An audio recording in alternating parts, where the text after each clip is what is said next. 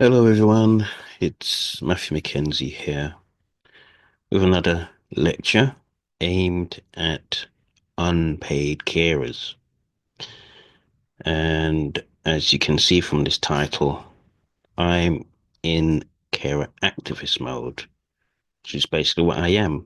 And when I say carer, I'm talking about unpaid carers, those that are caring for someone living with long-term illness. At this time, we're looking at a focus where carers can be strong and create change. So, as you can see from this title, effective ways for carers to lobby the government and create change. And you can see by the picture here, there's myself outside number 10 trying to create some change, I suppose.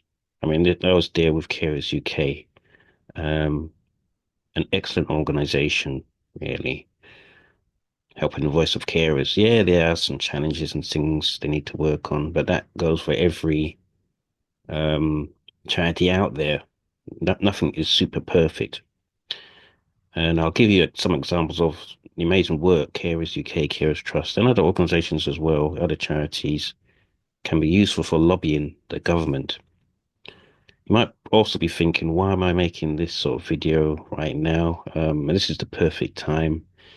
The NHS is due to be removed, and that causes a lot of problems, a lot of challenges on any focus on carers. And then now we've got situations with benefits. Remember, unpaid carers are caring for someone, um, and that person could be on benefits, and the carers could be on benefits. And to be honest, if you're going to look for change, is the best time to do it. Every tool in the box. But not to worry, I'm not going to make anything where or present anything that's going to cause all kinds of trouble. This is, I think, what the government wants actually carers to do. And I'll explain in a bit. So let's continue, really. How can carers use effective ways to lobby the government and create change? But before I do go into this, obviously, with this video channel, I do want it to grow and reach a greater audience. So if you can subscribe, I'd be really grateful. And there's benefit for yourself as well. I'll try and release content at least several times a week. Um, Stuff that can be useful if you're an unpaid carer or care for someone living with mental illness or living with cancer. And I do support a lot of campaigns, raise a lot of awareness, and there's things you can learn. So yeah, subscribe, give the video a like, so you don't miss any useful content. But now let's delve into this lecture about lobbying the government and creating change. What effective ways can be useful? So as you know, and I've explained this at the title, showing a picture of me loitering around number 10, um, is that unpaid carers you can lobby the government for change, but obviously you'll need several strategies. Shouting at people don't work. It never has. I can understand frustrations, but it doesn't really do much except maybe can bring attention. One thing that's so important is strategy. You have to plan things, and it has to be done through collective action. The more people involved, the more likely they'll bring more attention to the cause you're trying to raise. Public advocacy, engagement with policymakers, these are some of the key strategies, some of the key ways to effectively advocate for the rights. And carers do have them. They might always see them, but it's important that you use them, advocating for your rights, the rights of the person you're caring for, and the needs of yourself and the person that you're caring for. So the first thing, this doesn't have to be the first thing. This is just an example of what could be useful. And I always say start with those that have spent a lot of time advocating and they are organized. And that's why I've mentioned several organizations at the start of the lecture. It doesn't hurt to join and support care advocacy organizations. That could be national, that could be local, but the safety in numbers is what I'm saying. It does not hurt. And as I mentioned, you've got ones, I can't mention all of them, that would be silly. But I'm going to give you some examples here. Carers UK, yeah, Pacific for unpaid carers. And as you know, a lot of my background really is on mental health. So you've got Rethink Mental Illness, a great lobbying organization, the Carers Trust, again, a huge focus on mental health carers with their Triangle of Care scheme. And they're all dedicated to advocating for carers' rights. Now, these organizations have established relationships with policymakers anyway, and they often lobby for improvements in legislation, financial support for unpaid carers, and health support for carers. Joining these groups, even if you don't do that much with the groups, but if you join them, they can amplify your voice as an unpaid carer and increase the impact of not only the campaigns they're doing, but even if you wanted to support on your own campaign.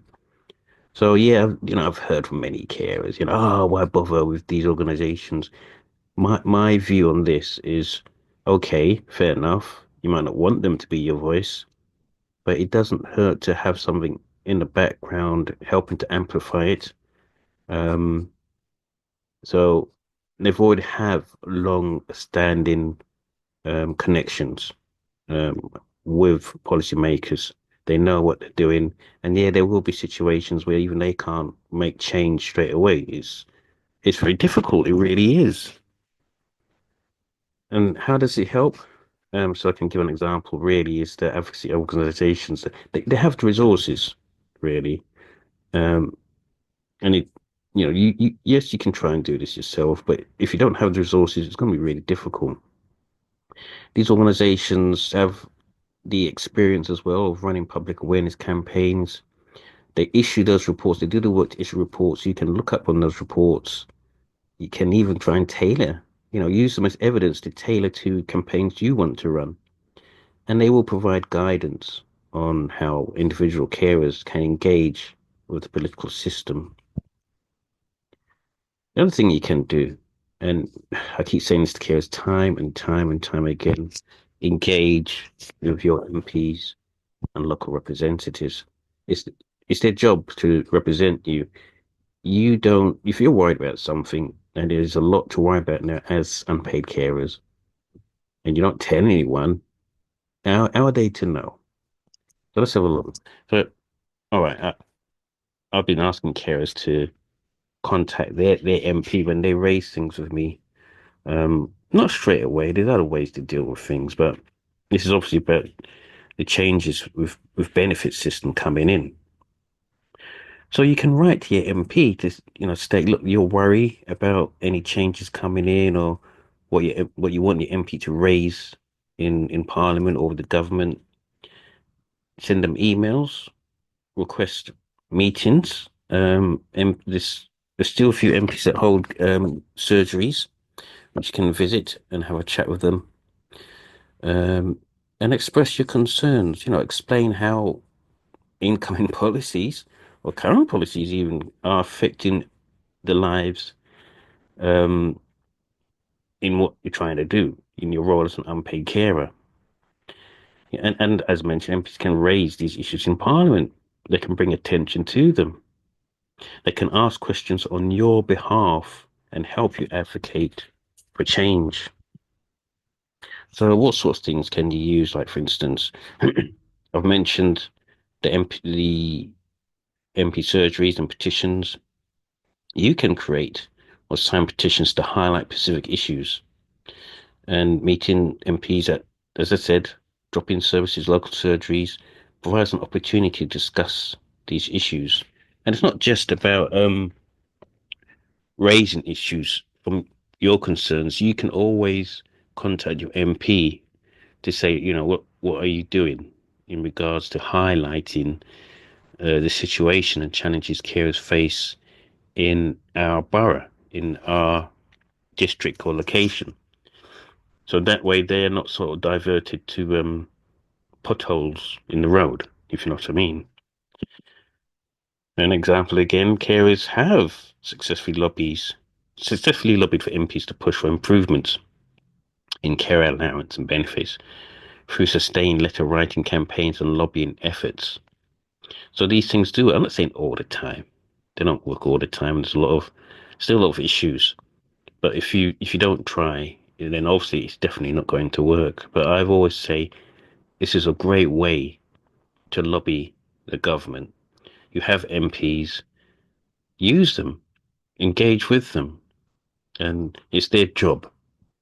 And I know it can be. This is the unfortunate side of it. It can be almost a postcode lottery on the quality of MPs. I do admit that, but you have to try. So this is the easier bit. I think it depends on a bit of knowledge. Start or sign petitions to bring more awareness to your cause. The perfect example is online petitions, platforms like change.org, and even the UK's government's they've got official petitions website that allows carers to create and promote petitions that can gather widespread support. And if there's got enough signatures on it, this can compel a parliament to literally debate the issue. It's an issue that the public want to see debated, and it needs to. It's not an easy thing in some sense. If you're going to use the government one, then that's got to be 100,000 signatures. But again, if you don't really know until you actually start that campaign, and it eventually, if it reaches that or over, it will be considered for debate. And this can put direct pressure on the government to address carers' concerns. Remember, we've got millions of carers across the country. You choose the right sort of thing to sign to start on a petition. It could be a high chance that the government will debate it. Now, as you can see, I am a chaos activist. I use social media and I'm on the TV. Often you can see a picture of me sitting there looking fairly concerned with London Live. London Live News, a great TV station, raise a lot of awareness, but also use social media, which is free, to be honest, and very powerful media. I work in IT and I know straight away social media is almost becoming the king now. It's the future. If done well, it takes a lot of effort though. But media, this is basically media. Carers can share personal stories with newspapers, TV, online media outlets to raise awareness about the challenges that they face. This can actually mobilize public opinion and draw attention to the need for government action. Now, social media platforms, it's not Twitter now, it's X. I often call it Twitter anyway, because most people still recognize it that way. You've got Facebook, Instagram. There's a lot more. Blue Skies is one that's growing in popularity now. They're powerful tools for grassroots campaigns. You can take this to the next level with podcasts and streaming services through YouTube. In fact, this actually is YouTube, as you can see now, and carers can actually use hashtags. If you go to my video description, you'll see hashtags. You can see links back to my blogs and share experiences and encourage others to engage in discussions about the need for policy change. So basically, what you're watching here is lobbying in real life action. Basically, me sharing a story, bringing attention to detail. Now, I know the downside to this is digital literacy and access to digital media, hence digital poverty. Unpaid carers, hence by the title Unpaid, will struggle in order to do this, especially for a wider audience. But I've always said to many carers from the groups that I run, start, either Blue Sky or Twitter or any other online profile account because you never know when you might need it. And to be honest, I've seen examples where, Twitter or X was used to pressure NHS services to support someone in need. If you don't do this, and I'm not saying you have to, you have to always do this. That's only if that's the last resort. But if you don't have something like this that can be useful, then the result is you might be worse off for it for the person that you're caring for. Most of the time, hopefully, it's not needed, but especially when it comes to lobbying the government, this is one of the key things you want to be using. The other thing I tend to use is I do write books, and those are still very, very effective because you cannot be everywhere at once. Your books will do the work for you, and obviously we'll plan to write more in the future. But social media, working with the media is a great way to highlight issues. And as an example, you can tailor this to also awareness campaigns. Carers Week comes out through, I believe, through June, raised by Carers UK, Carers Trust. Um, there's a load of others in there that I've missed. I can't remember all of them, but they've always worked very closely with the government to highlight carers issues and increase public and government awareness of situations unpaid carers face. But if you haven't created an online platform, now's the time to do it because, as I've mentioned at the start of this lecture, you do now have a focus of changing the benefit system. How hard they cut is really down to how carers, public can mobilise. Situations where NHS England's on its way out, there's a risk focus can be lost on unpaid carers. You want to be starting to raise awareness of this. It's now the time to do it. Public consultations, right? With this, the government often holds public consultations, especially if they're drafting new laws. Like obviously the Mental Health Act was one of them, and it's because it's very old. It was 1983. The ones we currently have, that's now being updated. But the situations with the mental health act is sometimes it can ignore families and carers, and you might want to say, well, hang on, we're part of this role as well. So you want to turn up to these consultations, submit your views, share experiences, and influence how those policies are shaped. And it can be online or at local level. Now, I know chaos say, well, what on earth? Why should I bother? Well, how does it help? Well, it offers a formal way for you to use your voice, tell your story, and governments will take these submissions and take them into account when they formulate those policies. But if you don't say anything, or if you say, "Oh, I've told my story already, why do I have to keep telling it?" Then what will happen is that the government will just assume things are just fine and dandy for carers, and even if they don't assume, and they know full well the situation with carers is difficult, they don't have there's no proof, there's no pressure. So I know it's a pain in the neck to keep telling a story time and time and time again, but think of the risk if you don't. Think of the rights. You might sort of filter away, dwindle away.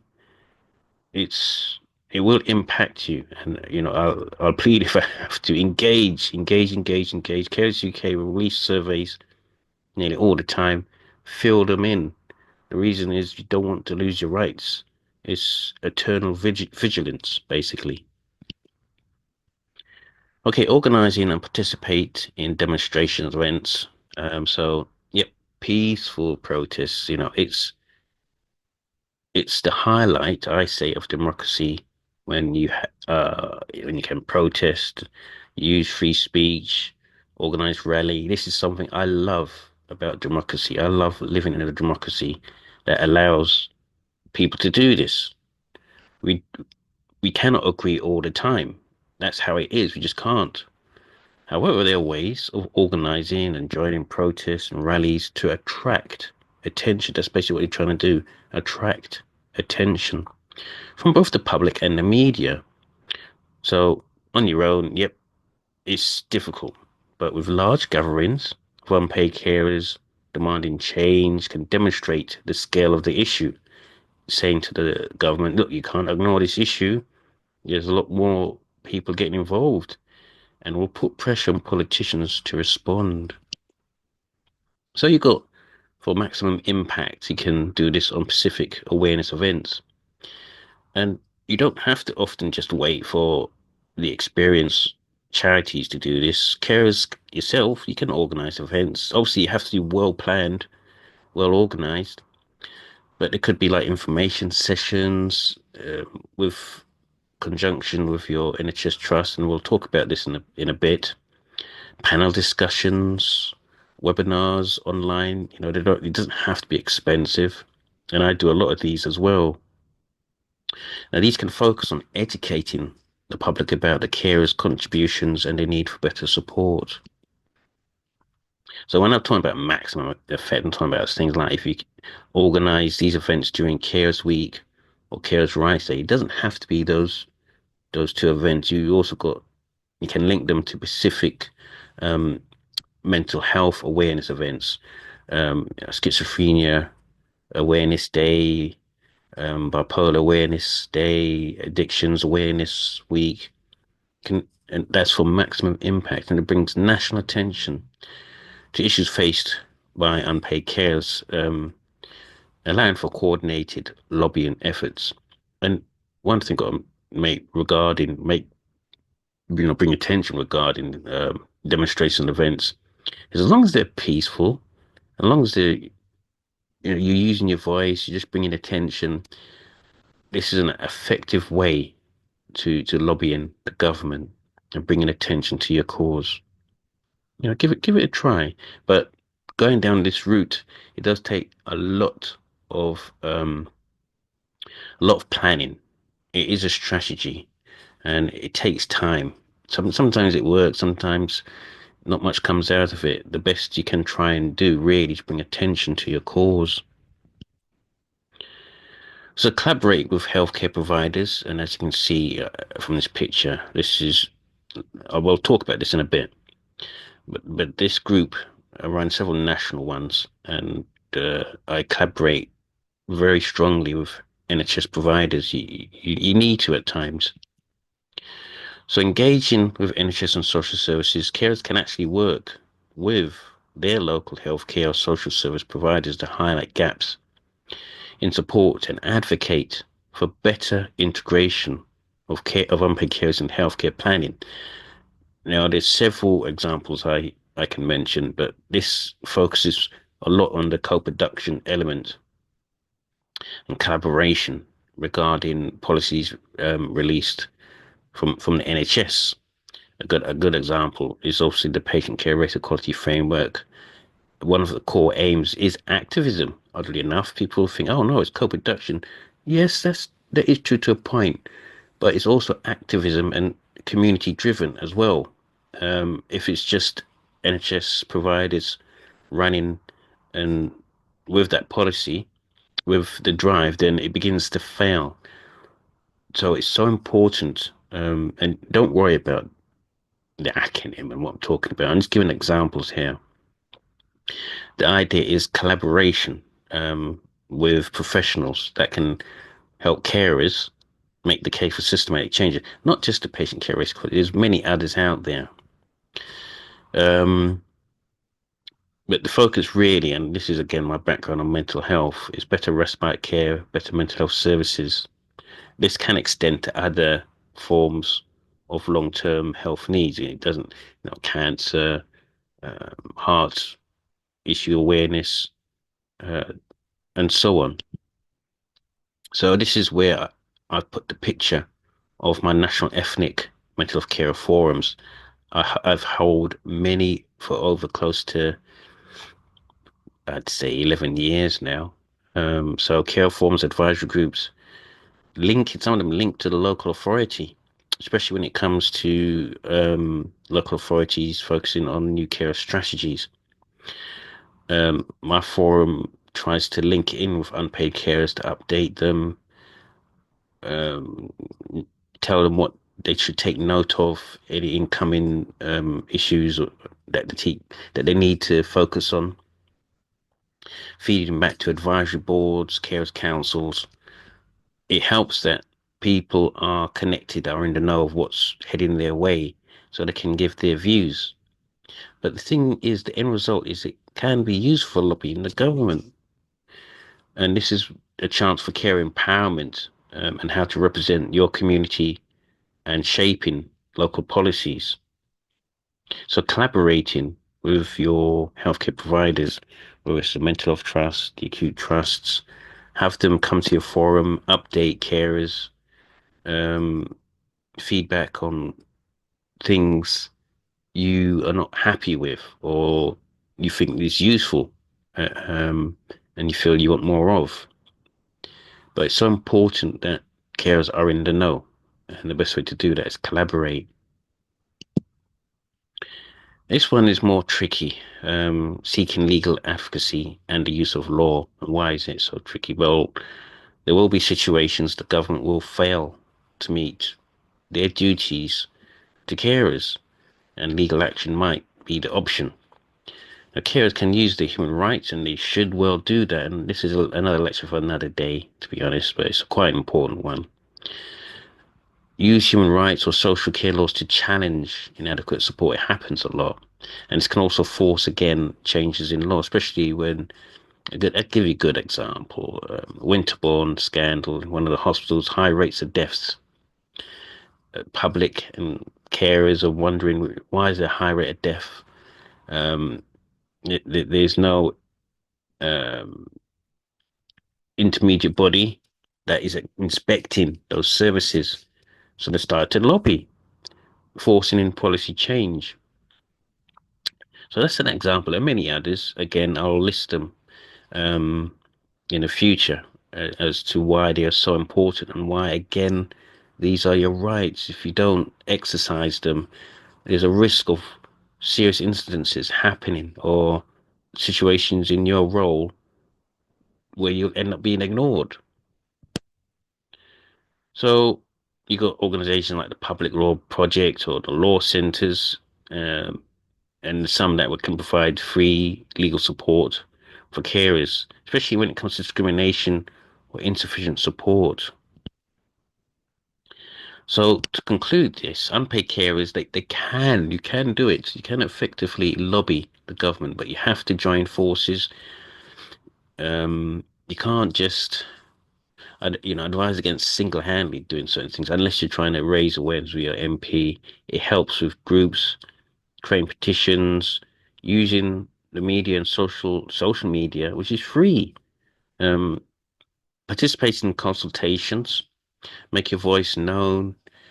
Try it. Try to empower yourself with organizing public events. There will be times when it just won't work and no one will hardly turn up. But if you don't try, you can't learn from your experience. Collaborate with healthcare providers. They may help you out. They usually should do. Hence, they can't just dictate services. It should be in co-production. And if you can, combine all these efforts into effective action that can bring attention and the challenges unpaid carers face. Your goal is to influence those policy changes that improve your rights, your carers' rights, and support. I'd like to say, I hope this lecture has been useful.